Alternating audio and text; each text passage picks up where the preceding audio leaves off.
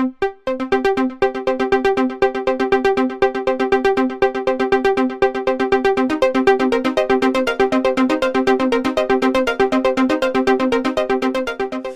of the major prevention advances in the guidelines is the recommendation for pre-exposure prophylaxis, what's commonly known as PrEP, to be considered as a prevention option for men who have sex with men, gay and bisexual men. I think this is critically important, and we were very, very careful in reviewing the evidence. There is strong evidence for this recommendation.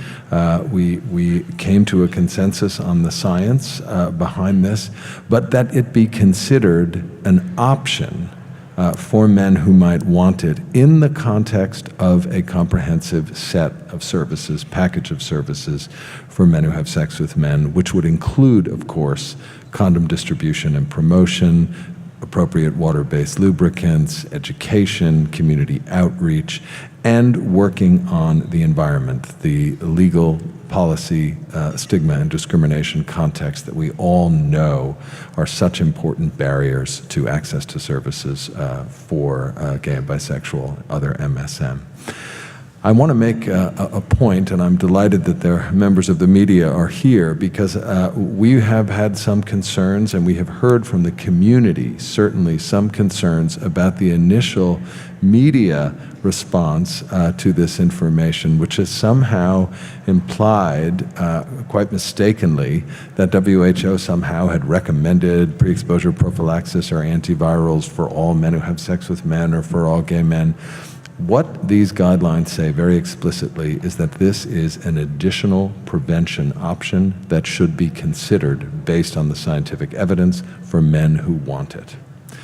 And I think if you think about this, a very analogous situation, and one that I think has helped all of us kind of think through these challenges, is to think about, for example, contraception and family planning, where we offer, and medical science, public health offers multiple choices. We don't say all women who want to avoid pregnancy should be on the pill. We don't say all women who want to avoid pregnancy should use condoms and only condoms.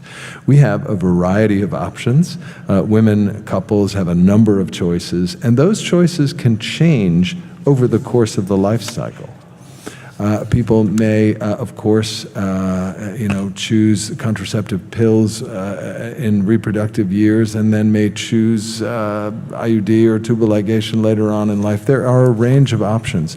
PrEP is not being considered or recommended as a lifetime approach. It is really critically important for men to consider as an option for prevention when they are sexually active and at risk of HIV exposure. That's critically important.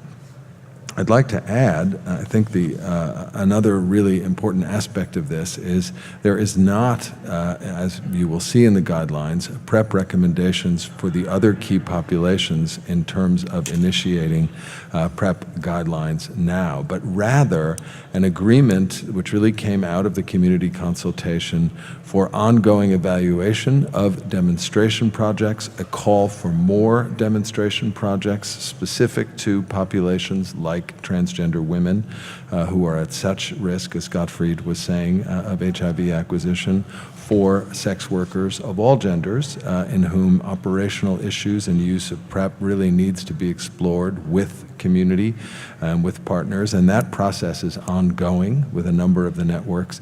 And the outcomes of community consultations and discussions at the community level are feeding back into the WHO and into this guidelines process, and will continue to inform as the guidelines go forward. I think that is really very important.